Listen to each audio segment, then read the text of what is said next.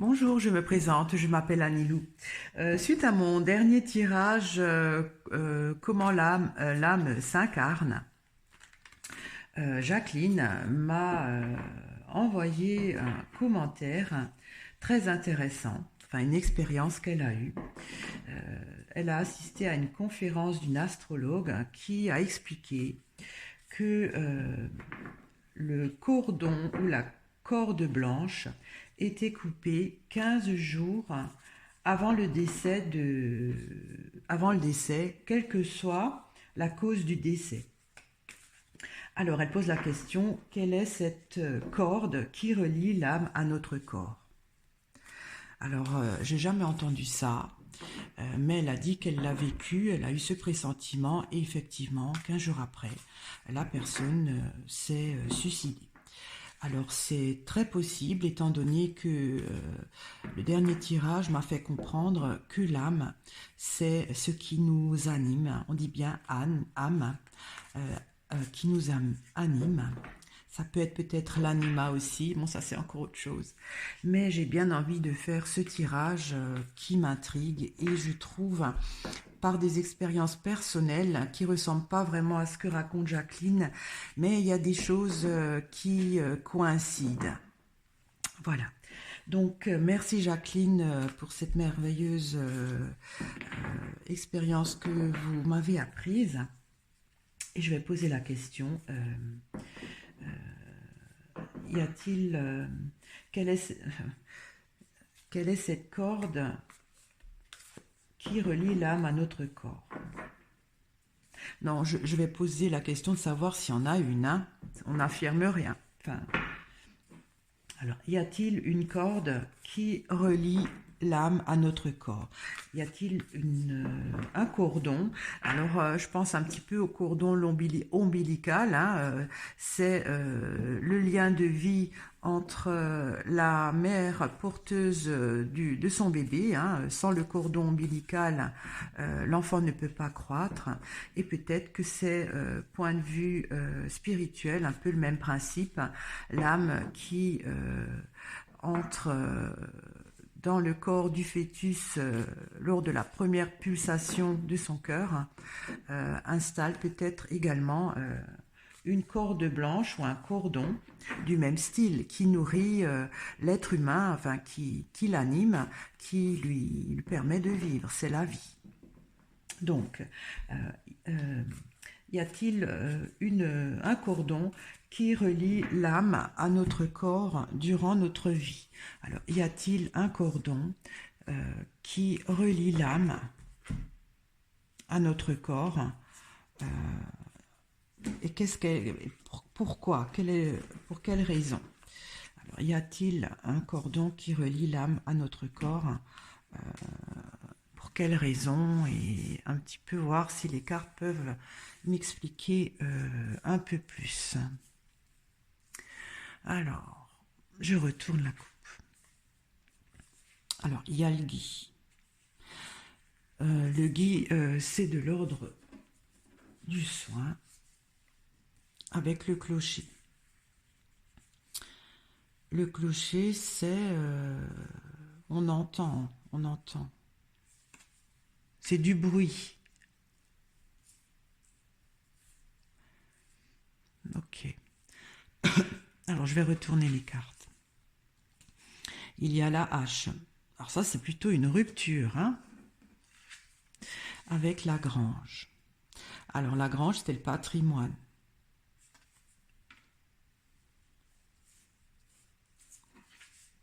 Il y a la sécheresse.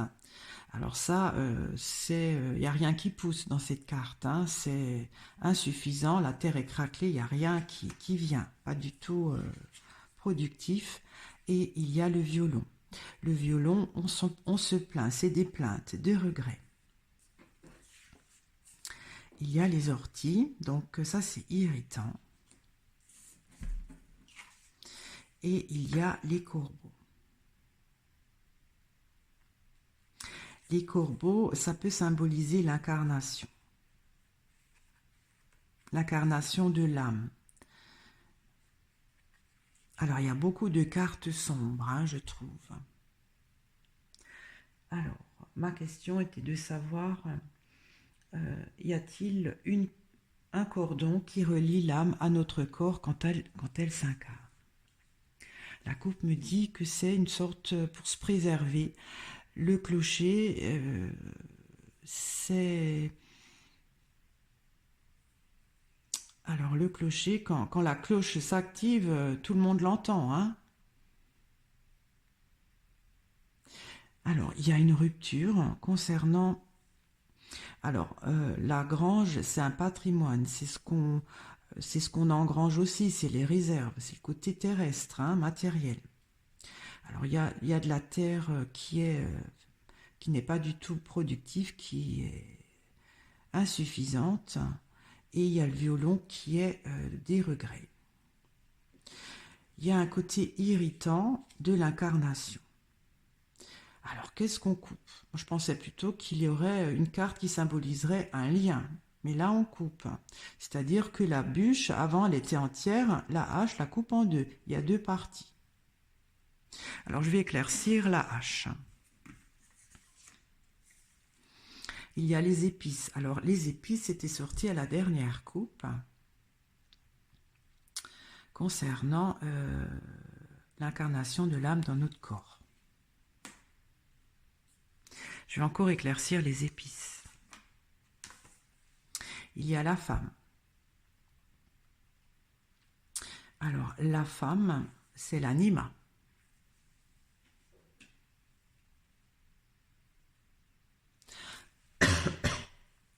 Alors, je vais éclaircir la grange.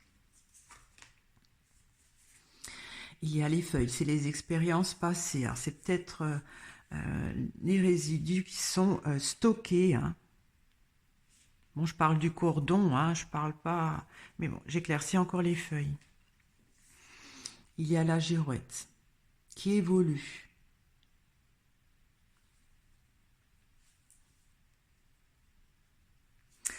Alors, je vais éclaircir la sécheresse. Il y a la balance. La balance, c'est toujours...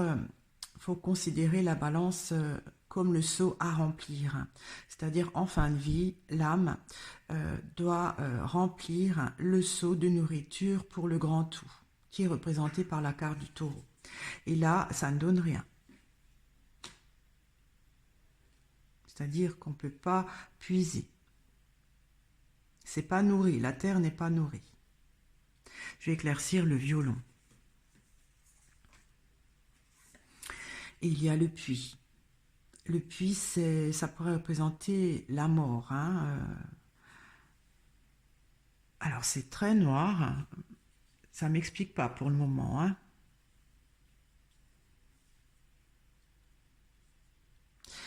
Il y a les orties et les corbeaux. Je vais encore éclaircir les orties.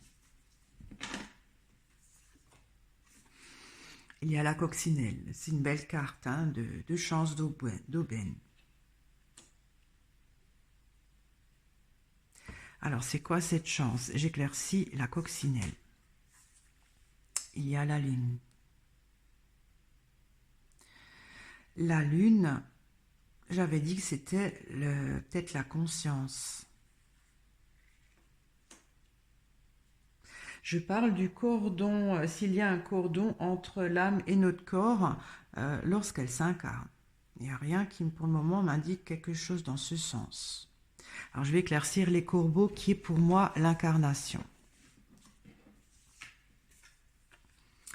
Il y a le taureau. En fait, c'est le taureau, la carte que j'ai parlé avant, avec la balance. Quand l'âme quitte donc le corps, hein, qu'elle ramène des choses à donner à manger au taureau, c'est le grand tout, hein, c'est gigantesque. Je crois que ça doit être tout l'univers ou le grand divin, hein, c'est vraiment impressionnant. Alors, je reviens à ma question, hein. Est-ce que il y a un cordon qui existe entre l'âme et le corps lorsque l'âme s'incarne en nous? Alors la coupe me dit qu'il y a quelque chose qui préserve, mais le clocher, je n'arrive pas encore à trouver le symbolisme. Mais il y a quelque chose qui préserve d'un certain son. Alors on dit que l'univers est tout vibration, hein. Le clocher, ça peut aussi être le son du cœur qui bat. Parce que l'église, quand elle actionne les cloches, c'est comme si c'est un appel. Ça peut aussi être l'église qui vit au son des cloches. Alors ce que je comprends pas, c'est qu'il y a une rupture. Je me demande si les épices, c'est pas un petit peu le côté poussière d'univers que l'âme est avant de s'incarner.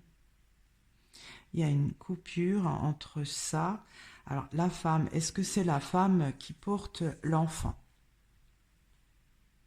Il y a une coupure, c'est pas un lien.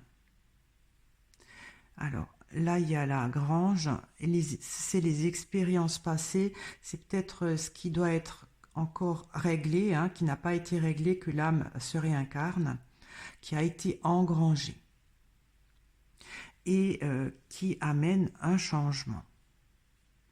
Alors, est-ce que ces expériences sont engrangées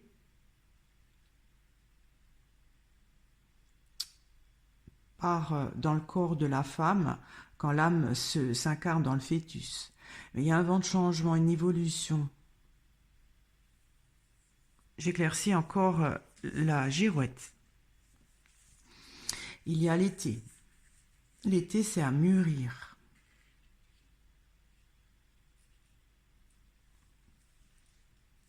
Alors, existe-t-il un cordon entre l'âme et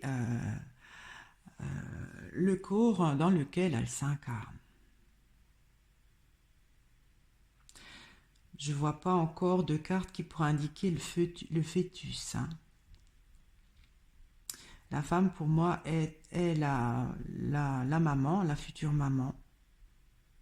Alors, je vais encore éclaircir la femme.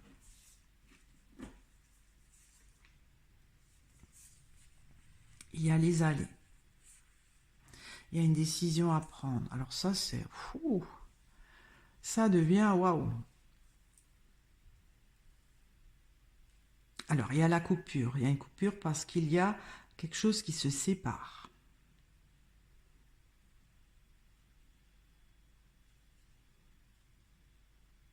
Alors, est-ce que ça pourrait représenter cette carte deux âmes qui sont dans un, puisque la femme, la future maman, elle a déjà son âme qui est incarnée en elle, et puisqu'elle porte la vie, il y a une deuxième âme qui grandit en elle. Donc c'est peut-être ça, cette coupure. Parce qu'il y a deux âmes différentes qui vont faire deux chemins différents. Bon, ça ne me dit toujours pas s'il y a un cordon, hein, mais il y a une coupure. Alors je ne sais pas, parce qu'il y a, pour engranger, ou pour stocker hein, la grange, des expériences que l'âme a choisi à évoluer avec la girouette, hein, oui, qui est à mûrir. Bon, ça m'indique que il doit y avoir un processus quand l'âme s'incarne dans le fœtus pour que il n'y a pas deux âmes qui se mêlent. Alors il y a un côté improductif là concernant le seau de la balance qui doit être rempli pour donner à manger au grand tout, au divin, voilà, à l'immensité divine. Et là, il y a quelque chose qui n'est pas du tout faisable. Le violon, c'est une certaine nostalgie, c'est donc du passé. C'est des regrets de la précédente mort. Ça raconte un peu l'histoire de la motivation, du motif de réincarnation de cette âme dans le corps de cette femme. Parce qu'en fait, lors de sa précédente vie, elle n'a pas pu bien nourrir le taureau. Vous voyez, c'était sec. enfin voilà, improductif. Elle n'a rien récolté, elle n'a pas récolté tout pour être entière, l'âme. Et donc, ça, c'est donc les regrets, nostalgie de la précédente mort. Je ne sais toujours pas s'il y a un cordon, hein, Jacqueline. Alors, je vais... qu'est-ce que je pourrais éclaircir? Bon, là, je vais encore interpréter. Donc, c'est quelque chose d'irritant, le fait de n'avoir pas bien nourri le grand tout. C'est irritant, mais cette réincarnation est une aubaine. Et là, je trouve que il y a le côté conscience qui est avec. C'est la conscience, ça. C'est une opportunité pour la conscience, peut-être. Alors, j'éclaircis encore la lune. Et il y a la gargouille. Alors la gargouille, ça se cristallise et ça permet de s'ancrer dans la matière. Si vous avez vu mes précédents tirages. Quand l'âme passe dans cette sorte de centrifugeuse pour se cristalliser, pour devenir plus matériel. Alors, je crois que c'est quelque chose d'irritant pour l'incarnation. Mais c'est une opportunité pour la conscience de s'incarner. Alors, je ne sais toujours pas s'il y a un cordon entre l'âme et le fœtus. En tout cas, une fois que l'âme est incarnée dans le fœtus, il y a tout de suite après la conscience qui se greffe. Il y a d'abord l'âme et après la conscience, comme je comprends. Alors, est-ce qu'il y a un cordon entre l'âme et le fœtus? Alors je vais éclaircir au milieu parce que ça me raconte un petit peu l'histoire, une autre façon de pourquoi elle se réincarne, cette âme. Et je vais éclaircir au milieu. Peut-être que là, je trouverai une réponse. Alors, je vais mettre une carte là. Il y a les empreintes. C'est quelque chose d'invisible qu'on coupe. Ça pourrait représenter la main, puisqu'elle est là. Il y a les traces, mais on ne la voit pas. Moi, je veux savoir s'il y a un cordon. Je vais encore éclaircir les empreintes. Il y a le lierre. Le lierre s'agrandit, ça entoure. Ça pourrait être ce cordon qui est invisible, mais qui est là, qui grandit, qui fait partie. Alors l'arbre, qu'est-ce que ça pourrait être? C'est pas le fœtus, ça. Hein. C'est quelque chose. Parce que normalement, si on fait la comparaison avec le cordon ombilical, ça permet de croître. Là, le lierre croît aussi, mais il croît d'une façon étouffante, c'est-à-dire que il peut grandir uniquement d'une certaine durée, parce qu'une fois que le lierre aura trop grandi et qu'il aura trop étouffé de l'arbre, il va mourir. L'arbre va mourir. Et donc peut-être le lierre aussi. En fait, l'âme a besoin d'un support pour s'attacher, pour croître et pour grandir. Alors l'arbre, je ne sais pas qu'est-ce que ça pourrait représenter. C'est le côté terrestre. C'est peut-être quand même le corps. Si je pense que le fagot, c'est un reste d'une ancienne vie, avec les racines qu'elle redonne vie, et ensuite elle se greffe dessus pour... c'est comme si elle lui donne vie, mais en même temps, après, elle prend de son énergie pour grandir. Ok. Alors, je vais mettre une carte là. On verra s'il y a des choses qui sortent. Il y a la clôture. La clôture, on est enfermé dans ce système-là. C'est-à-dire qu'on ne peut pas faire autrement. Ça parle du motif de la réincarnation. Comme j'ai dit, l'âme n'a pas assez fertilisé la terre pour apporter à manger suffisamment au taureau, qui est vraiment le géant de l'univers, enfin voilà, le tout-puissant. Et elle y est, comment dire, elle ne peut pas ne pas nier, c'est comme ça. Et donc, c'est regrettable et il faut qu'elle évolue toute la vie. Ou ça parle de sa vie antérieure, plutôt. C'est de sa vie antérieure. Moi, je veux savoir par rapport au cordon. Ça raconte un petit peu ses misères, hein, des anciennes vies. Alors, je vais prendre encore une carte là. Il y a la flaque. La flaque, c'est quelque chose qui stagne, qui n'est pas très... qui amène un certain côté négatif.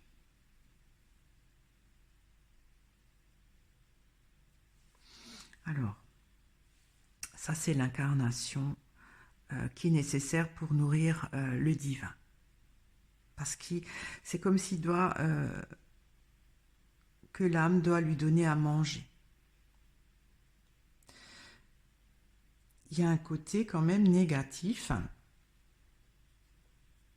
parce que la flaque, c'est comme un mini-marais. C'est de l'eau qui n'est pas propre, c'est de l'eau qui est amenée à disparaître avec le soleil, s'évaporer. Elle n'est pas potable, elle n'est pas pure, elle n'est pas pure. C'est irritant, mais c'est une belle chance pour la conscience de se cristalliser. Alors peut-être que la conscience se cristallise grâce à la flaque, grâce à cette eau qui n'est pas pure. L'eau, c'est aussi les émotions, hein. J'ai dit que la conscience était là pour ressentir les émotions que l'âme doit sublimer ou doit intégrer pour donner à manger au taureau, enfin au grand divin. Ça parle d'autre chose. Moi, je voulais savoir pour le cordon. Je pense que là, on a la réponse, hein. On a la réponse, mais en même temps, c'est comme si l'âme grandit, mais en grandissant, elle se meurt toute seule. Parce que, dans un premier temps, elle donne vie à l'arbre, puisqu'elle prend un fagot, qu'elle y met les racines pour que de nouveau il devienne arbre, puisque le fagot, c'est mort, hein. C'est les empreintes, c'est un cordon invisible. Mais sa fonction est de prendre donc une brindille, d'y mettre de nouveau des racines pour faire venir un arbre, mais en même temps, elle le nourrit, mais le lierre c'est étouffant, ça prend l'énergie de l'arbre. Donc elle le nourrit et elle le fait mourir et elle s'en meurt aussi. C'est difficile à expliquer, j'espère que vous me suivez. Alors, oui, moi je dirais, Jacqueline, que ce cordon existe. Ce cordon existe et en fait, ce lierre pourrait être ce qui a été engrangé là, les expériences passées pour évoluer, c'est-à-dire les expériences qui n'ont pas été réglées, hein, parce que les feuilles, ça tombe de l'arbre, ça ne donne plus rien, ça donne juste de l'engrais, hein, quelque part. Et ça a été stocké pour évoluer et à mûrir. Et pour cela, il faut d'abord que l'âme il y a une coupure qui se fait au niveau de la femme qui va être maman, pour que cette poudre d'étoile, qui correspond à l'âme qui n'est pas encore tout à fait matérialisée en densité, pour que l'âme qui appartient à la femme qui porte le bébé ne se mélange pas, puisque il faut qu'il y ait l'âme de la maman et l'âme du fœtus. C'est extraordinaire. J'aimerais éclaircir la coupe. Parce que la coupe, il y a quand même le côté préservé. Le clocher, je ne comprends pas trop le sens pour ces tirages spirituels. Ça commence à sortir souvent. On dit que tout est vibration. C'est peut-être une vibration particulière. Je vais éclaircir le gui. Il y a les fourmis. Les fourmis, c'est des animaux qui ne produisent rien. Elles se nourrissent. Elles stockent pour l'hiver.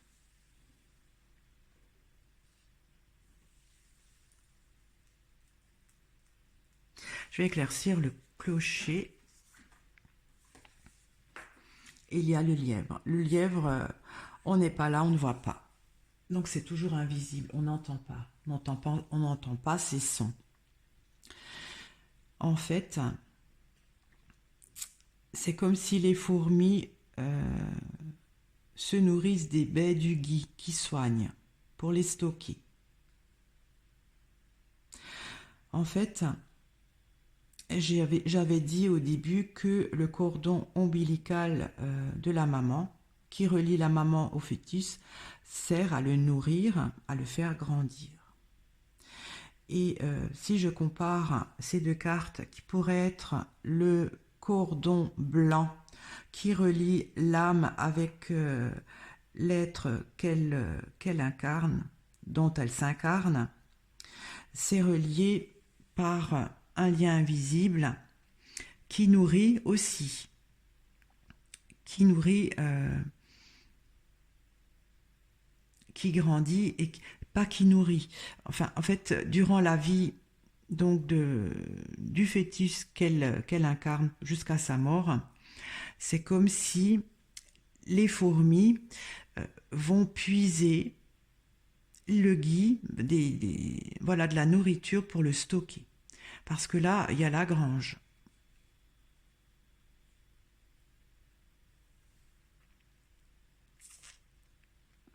Ok. Je commence un peu à saturer. En fait, ces tirages-là, j'aime bien les regarder à nouveau. Et quand je les vois, il y a d'autres interprétations qui me viennent à l'esprit. Je crois que j'ai fait le tour quand même, mis à part la coupe. Je comprends que l'âme amène de la nourriture qui soigne pour la stocker. C'est comme une sorte de vibration qu'on n'entend pas, qu'on ne voit pas, qui sert peut-être à faire grandir le lierre, qui est ce cordon invisible. Voilà, je vais arrêter pour cette vidéo. Si y a encore des choses qui m'interpellent, je me ferai un plaisir de vous le faire partager ou alors de faire un autre sujet pour développer ce fameux corde blanche entre l'âme et l'être dans lequel elle s'incarne. Je vous remercie de m'avoir écouté, je vous remercie de votre fidélité, de vos commentaires. Si vous n'êtes pas encore abonné, je vous invite à le faire. À très bientôt.